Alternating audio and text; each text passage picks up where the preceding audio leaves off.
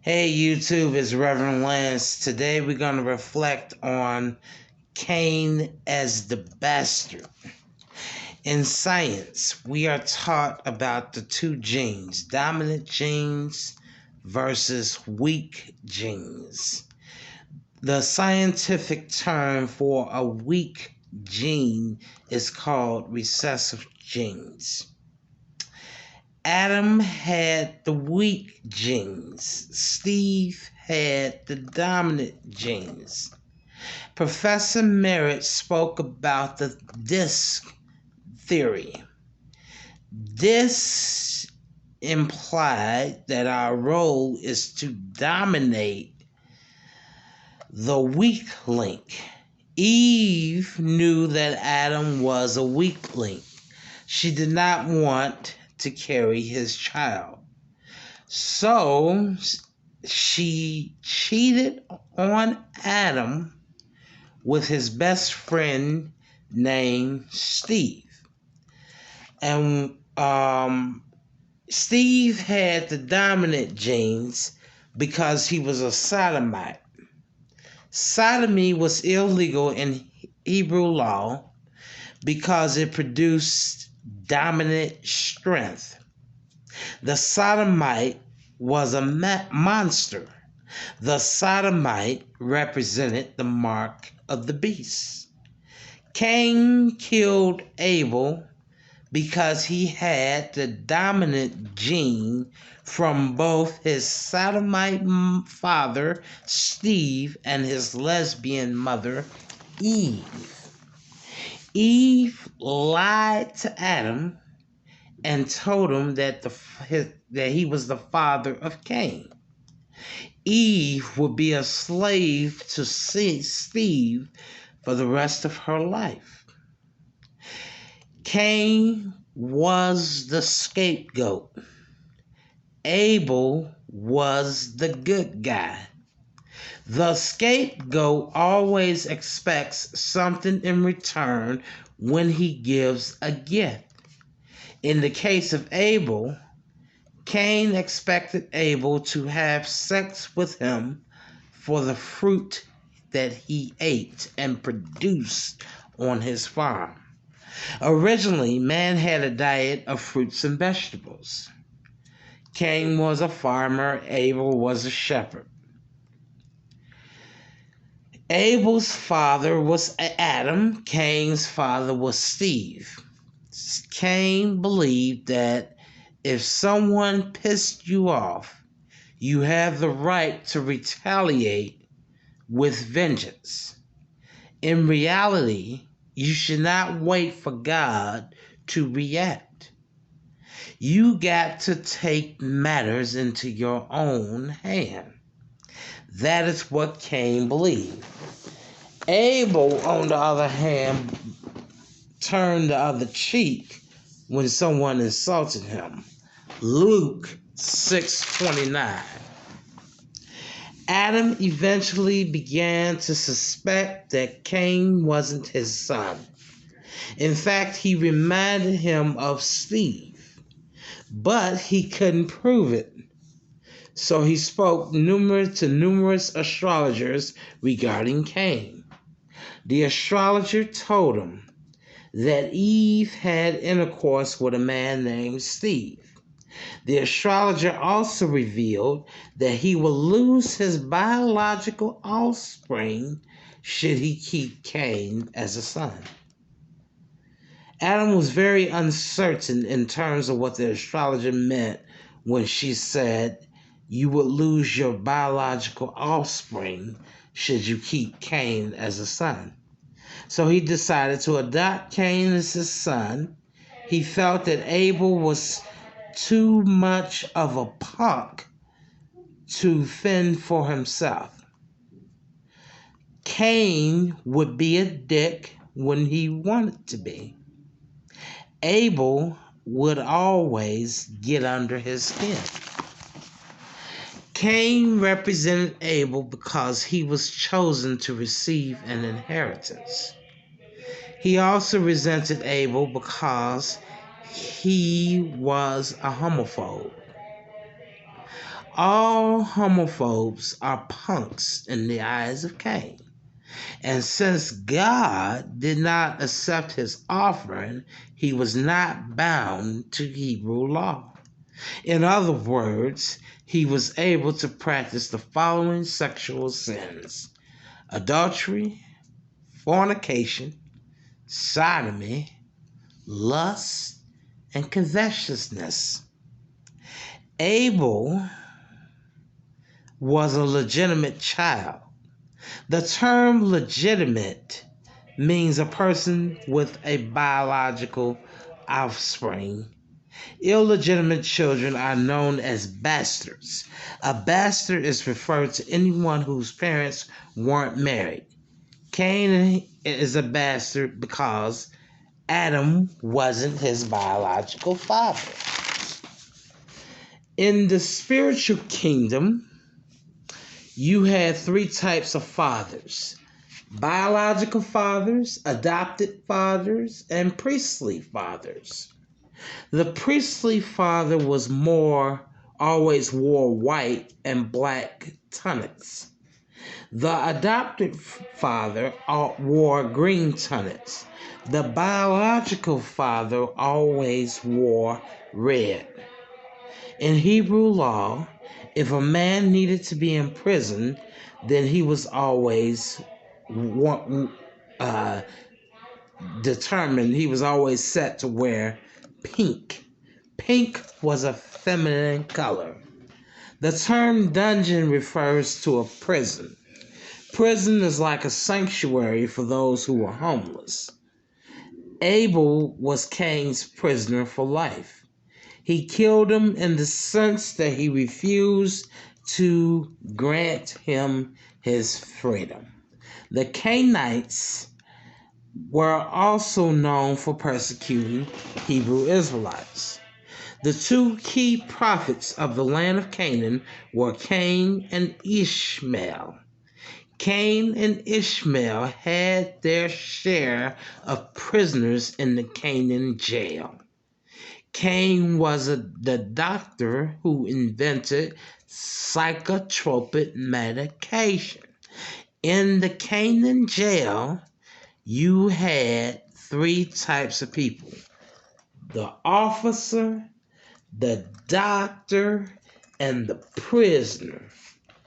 The officer was in charge of the legal aspect of the law. The doctor was in charge of the medical aspect of the law. The prisoner was always at the bottom of the ladder. Prisoners had no rights in the Canaan jail. Abel was the first known prisoner to enter the Canaan jail. When God asked about Abel's whereabouts, Cain essentially said, "Do I really have to release him from prison? He's my slave for life." Genesis 4:9. The bastard represents the legitimate children. The bastard will never be a biological offspring. Each sibling of the bastard marks as the half. The bastard can never be a whole. We should be focusing on the pursuit of wholeness. Legitimate children are those who are whole because they are connected to their offspring. Bastards will never be whole. So let me make this clear. A bastard represents the illegitimate child or a person whose parents aren't married. It represents one of those two things. Legitimate children are children who come from two family households with married parents. They have biological offspring. There is an ongoing war between the bastard and the legitimate children. The bastard resents the legitimate child. Why? Because legitimate children come from two-parent home families. Cain's history isn't all that sweet. His mother was a prostitute, his father was a pimp. He spent his whole summer babysitting Abel. This made him angry because he didn't have any me time. Cain was the first illegitimate child Eve had.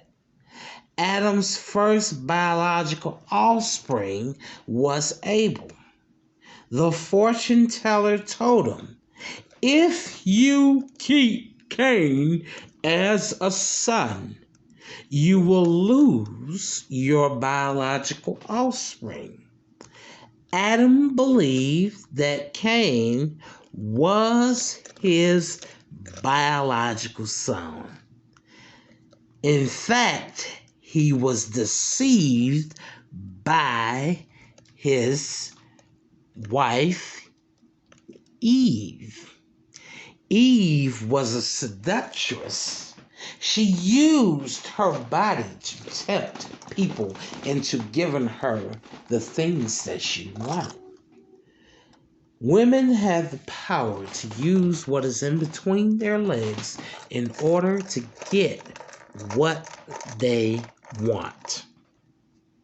Then he paid the ultimate price with the death of Abel.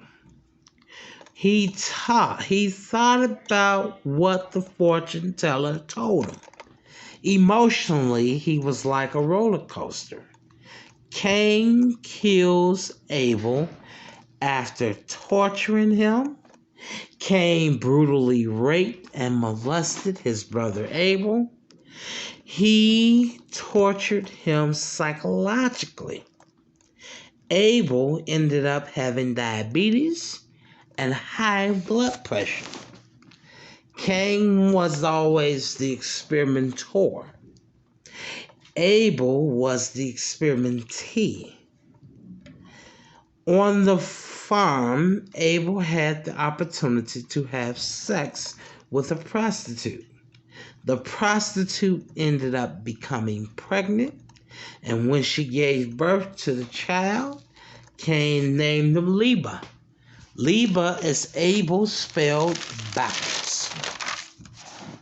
Cain felt that his life was upside down.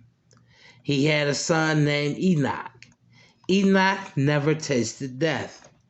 Enoch would enslave Liba. The Canaan prison was Cain's way of making money through the implementation of modern-day slavery. In today's world, prison represents modern-day slavery. Slavery never ended in 1865. It only became modernized in the sense that we now have bureaucratic slaves in this society through the creation of prisons and jails. And as long as we have prisons and jails, slavery will always exist, and you can never end it.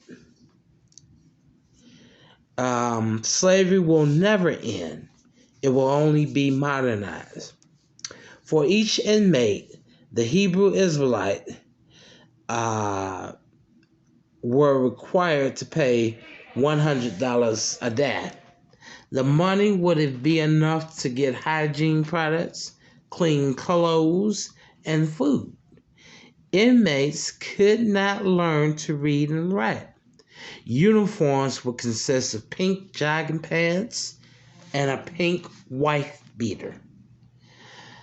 In jail, during the summer, it was hot. During the winter, it was cold. Inmates deserved to die for the crimes they committed. Inmates deserve no mercy, compassion, or forgiveness. At the Canaan County Jail, inmates were locked up alone in their cell. Inmates would frequently undergo a strip search. Some of the crimes people would go to jail for in Hebrew law would be sodomy, adultery, theft, fornication, and masturbation. The Hebrew Israelites could not act on their own accord. The Canaanites had more authority than the Hebrew Israelites. Some of the people in jail were Adam, Liba, Barney, and Barabbas. Abel's crime was sodomy. Barabbas was the thief. Barney and Liba were fornicators. The Hebrew priests would visit Cain in jail saying, "You can't get to heaven practicing sodomy." A Hebrew Israelite could petition, "You can stay at Canaan County Jail if you so desires." Of course, they had to pay the warden a bribe to keep them longer than expected. Canaan County Jail had a court. The judge could decide 5 things in court. Number 1, he could give you a pardon. Number 2, he can give you up to 100 lashes on the body. Number 3, he could give you the death penalty. Number 4, he could subject you to psychological experimentation. And number 5, he could throw you in the lake of fire, Revelations 20:10. Judges in Canaan court often played the Russian roulette with their decision making. You had a 40% chance of death, you had a 20% chance of getting a pardon, and you had a 40% chance of receiving psychological torture. In the case of Abel, Cain was the judge, juror, and executioner of his mind, body, and soul. Abel was the judge, juror, and executioner of his spirituality. Cain first sentenced Abel to psychological torture. First, he would get whipped 100 times a day. Then he would be given several injections throughout the day. Many of these injections were psychological. Many of these injections were used for the purposes of medical torture. Cain discovered that feces could lead to an infection, so he injected feces into Abel's buttocks. Cain was on a mission to find a cure. In Canaan, the average life expectancy was 35 years old. The Canaanites used the bodies of the Hebrew Israelites for scientific purposes. They were wondering, how could a person live 500 years and longer? The way God works is that he determines how long a person lives. God decides the matters of life and death. Since Abel was a child of God,